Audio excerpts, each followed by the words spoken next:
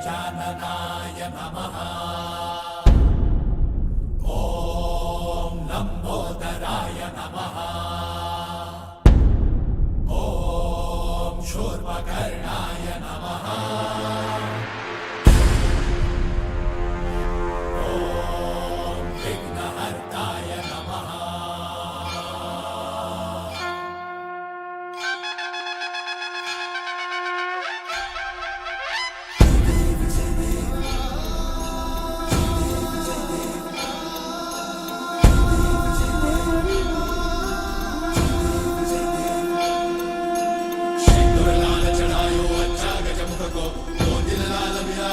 गौरी हर को मांगलिये गुड़ लड्डू साई सुरवर को महिमा कहे न जाए लागत हो पद को। जय देव जय देव जय जय श्री गणराज विद्या सुखदाता धन्य तुम्हारो दर्शन मेरा मन रमता। जय देव जय देव अष्टौ सिद्धि दासी संकट को भैरी विघ्न विनाशन मंगल मूर्त अधिकारी कोटि सूरज प्रकाश ऐसी छवि तेरी कंठस्थल मद मस्तक झूले शशि बिहारी। जय देव जय देव जय जय श्री गणराज विद्या सुखदाता धन्य तुम्हारो दर्शन मेरा मन रमता। जय देव जय देव भाव भगत से कोई शरणागत आवे सन्नत संपद सबही भरपूर पावे। ऐसे तुम महाराज मोको अति भावे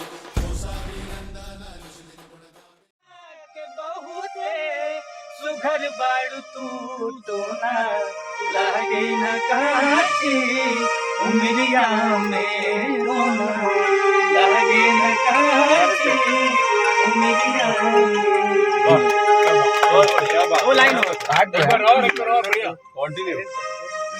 और मन करे अभी और मन करे अभी धरा जाई रेल में खत्म कैलू जिंदगी जान मोहब्बत के खेल में। खत्म कैलू जिंदगी जान मोहब्बत के खेल में। और मन करे अभी मन करे अभी गला जाई रेल में खा गई जिंदगी जान मोहब्बत के खेल में। खत्म कैलू जिंदगी जान मोहब्बत के खेल। वाह एक बार ये उसमें फेंक दिया थरिया। उनका क्या जाना था नहीं है कैसे कहता रहे।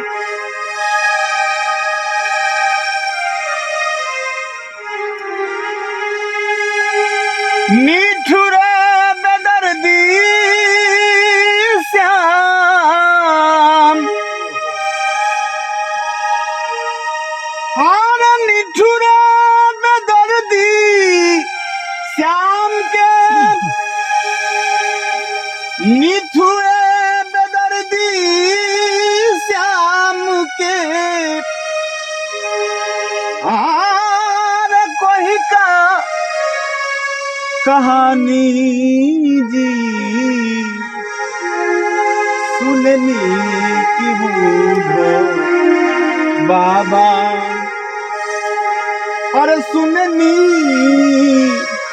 की बूढ़ो बाबा आर होई रहूं ज्ञानी जी सुननी की बूढ़ो बाबा। निठुरे बेदर्दी और निठुरे बेदर्दी बूढ़ो बाबा। निठुरे बेदर्दी श्याम के लहरिया पहुँचले किना और फेंक दिल थोरिया फेंक दिल थोरिया बलम गईले झरिया पहुँचले किना उठिया में लहरिया पहुँचले किना उठिया में लहरिया पहुँचले किना। इतने पे पूछले कि चाह रहुआ लाग गइल गोहली नियन नखा के बने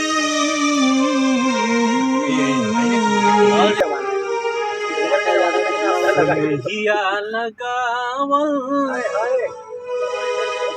बहुत बात नइखे सनहिया लगावल बहुत बात नइखे नजरिया चुरावल बहुत बात होला केहू के रोआवल बहुत बात नइखे रुआ के हंसावल बहुत बात होला समझ न पैनी तहर असली इरादा